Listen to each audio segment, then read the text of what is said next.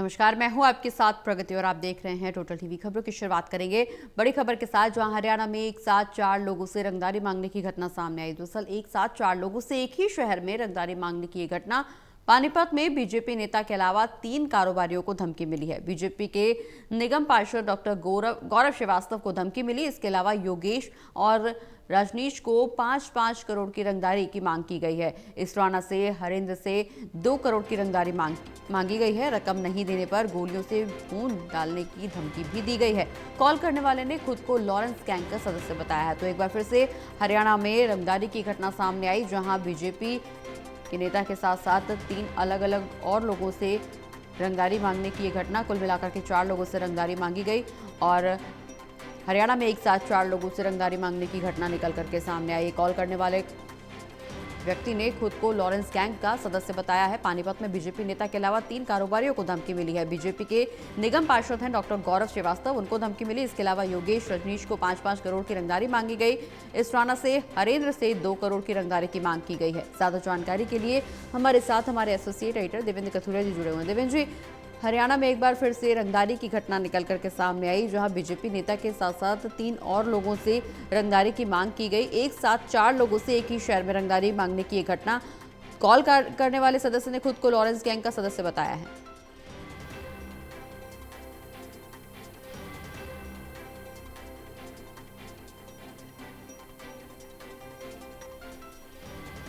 तो एक बार फिर से देवेंद्र जी से बातचीत की कोशिश करेंगे, लेकिन इस बीच बड़ी खबर आपको बता दें, जहां कॉल करने वाले व्यक्ति ने खुद को लॉरेंस गैंग का सदस्य बताया है। हरियाणा में एक साथ 4 लोगों से रंगदारी मांगने की घटना सामने आई है।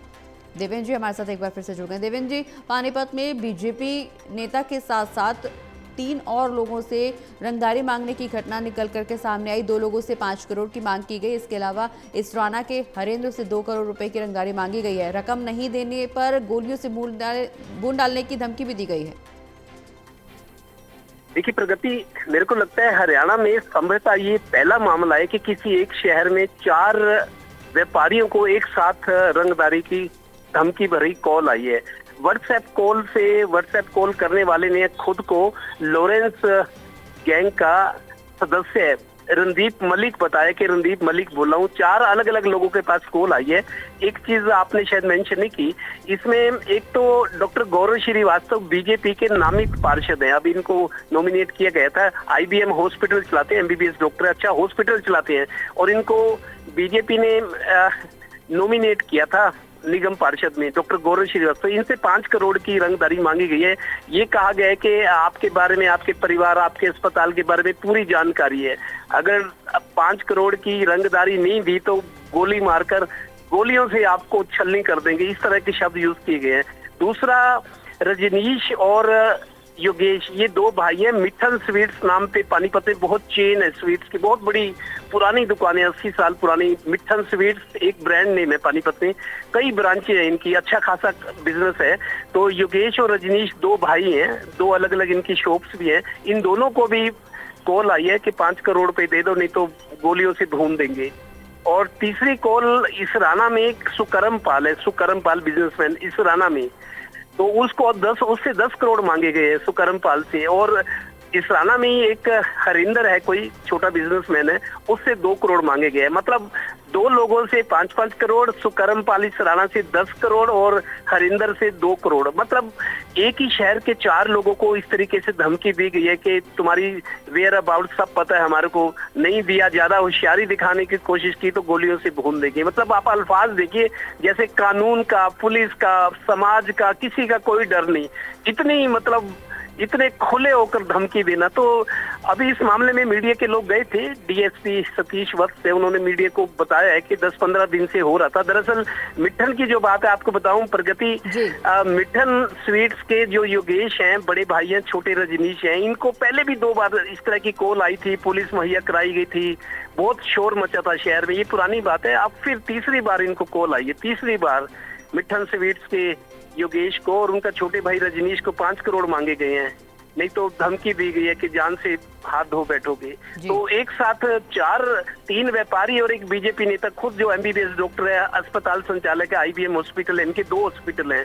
तो इतने बड़े लोगों से इस तरीके से बेखौफ होकर इस तरह से धमकी दी गई है और पुलिस के भी हाथ पैर फूले हुए हैं। हरियाणा में मेरे को लगता है, देखिए एक तो धमकी भरा कॉल तो आता है, लेकिन एक ही शहर में 4 लोगों को कॉल आए और 5-5 करोड़, 10 करोड़ और 2 करोड़ और खुलेआम धमकी के गोलियों से भून देंगे, तो आप देख लीजिए ये कानून व्यवस्था, भले ही ये शरारत हो, ये तो जांच के बाद पता लगेगा, भले ही शरारत हो बदमाशों की, लेकिन जिस तरीके से बदमाशों के हौसले बुलंद हैं, लॉ एंड ऑर्डर को लेके डर का माहौल है, एक बार फिर थोड़ी टाइम बाद चुप्पी के बाद फिर वैसा माहौल बन रहा है कि व्यापारी जगत में खासतौर पे जो व्यापार करते हैं वो लोग हैं जिनके पास कुछ है उन्हीं को धमकाया जाता है ना। वैसे तो कोई आम आदमी को तो नहीं होता, लेकिन व्यापारी जो सरकार के लिए बहुत ज्यादा टैक्सेस जुटाते हैं, व्यापार करते हैं, अगर व्यापारियों में, उद्यमियों में अगर इस तरह का डर का माहौल होगा तो फिर कानून व्यवस्था पर तो सवाल उठेंगे।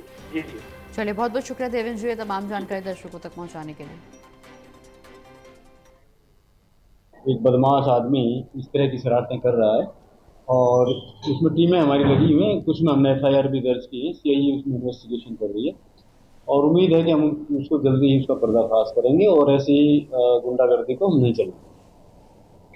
शहर के डॉक्टर, हाँ डॉक्टर से भी हैं, 1-2 जगह से और भी हैं, तो कई कंप्लेंट्स हैं उसमें तो जो हमें लगी कि जरूरी थी उन पर FIR भी कर लिए और कुछ इस तरह की फर्जी कॉल भी बहुत आती हैं, तो उसमें सारा हम इन्वेस्टिगेशन कर रहे हैं और ऐसा जो मामला होता है उसमें हमारी STF जो स्टेट लेवल की एजेंसी है वो भी इसमें काम करती है, वो लोग भी इसमें इन्वेस्टिगेशन करते हैं।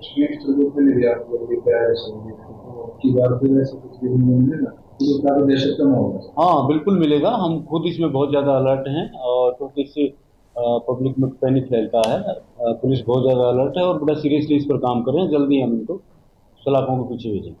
सर विदेशी नंबर से कॉल आ रही है, हो सकता है कोई विदेश में बैठ के इस तरह करता है, उसको लाने का एग्जैक्टली उस कानून में ना सारे प्रावधान है, उसका एक्सट्रेडिशन भी हो जाता है और भी प्रक्रियाएं हैं, उसका पासपोर्ट भी कैंसिल कराया जा सकता है, तो कानून में सारे प्रावधान है, तो सभी रेमेडीज हम अडॉप्ट कर रहे हैं, जो भी बेस्ट कर सकते हैं जल्दी करें।